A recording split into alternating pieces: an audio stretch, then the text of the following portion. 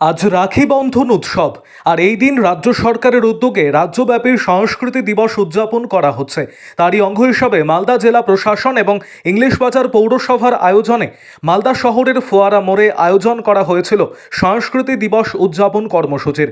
প্রদীপ প্রজ্বলন এবং কবিগুরু রবীন্দ্রনাথ ঠাকুরের প্রতিকৃতিতে মাল্যদান করে উৎসবের সূচনা করা হয়।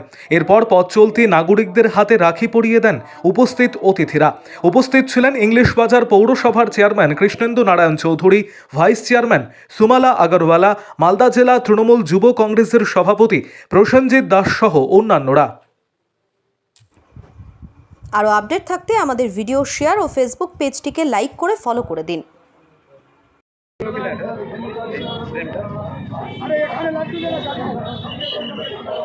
আছেন আমাদের উপপৌরপ্রধান, চেয়ারম্যান কাউন্সিল, অনেক কাউন্সিলর উপস্থিত আছেন। তাদের সকলকে আমি ধন্যবাদ জানাবো। আমাদের এই অনুষ্ঠানটা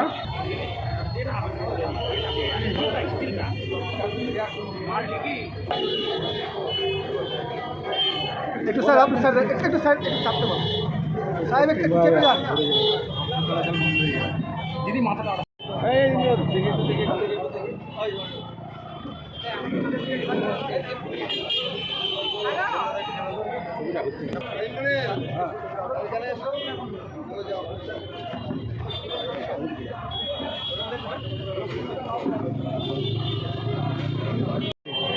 বলুন আজকে কি প্রোগ্রাম হলো?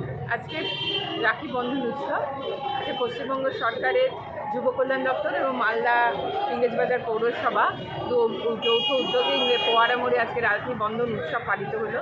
এই রাখি বন্ধন উৎসব শুধুমাত্র একে অপরের গলার এই হাতে আমরা রাখি বাঁধিনি, আজকে আমরা সবাই মিলে শপথ নিয়েছি বাঙালি জাতির যে কৃষ্টি সংস্কৃতি তা রক্ষা করা এবং বাংলা ভাষাভাষীদের উপর যে আক্রমণ, বাংলা ভাষার উপর যে আক্রমণ তা প্রতিহত করা।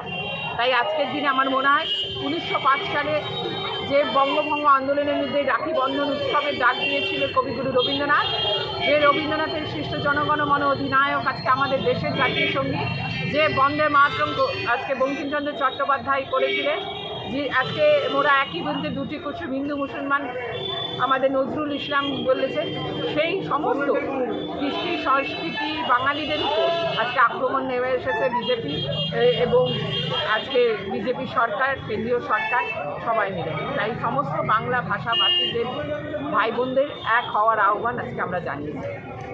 রাজ্য সরকারের নির্দেশে আজকে সংস্কৃতি অনুষ্ঠান পালন হলো। রাজ্য সরকারের তরফ থেকে সম্প্রতি বার্তা দেওয়া হলো। অনুষ্ঠানে ছিলেন সভাপতি, অনুষ্ঠানে ছিলেন আমাদের চেয়ারম্যান, ভাইস চেয়ারম্যান, আমাদের পৌর পিতামাতাগণ ছিলেন। অনুষ্ঠানটা সর্বসুন্দর হলো। এখানে আমার সবাইকে রাখি পড়ানো অনুষ্ঠানের মাধ্যমে অনুষ্ঠানটা সংস্কৃতি দিবস হিসেবে পালন হলো। কী কী করা দরকার? সংস্কৃতি দিবস হিসেবে অনুষ্ঠান পালন হলো, রাখি বন্ধন এবং সবাইকে মিষ্টি দেওয়া হলো।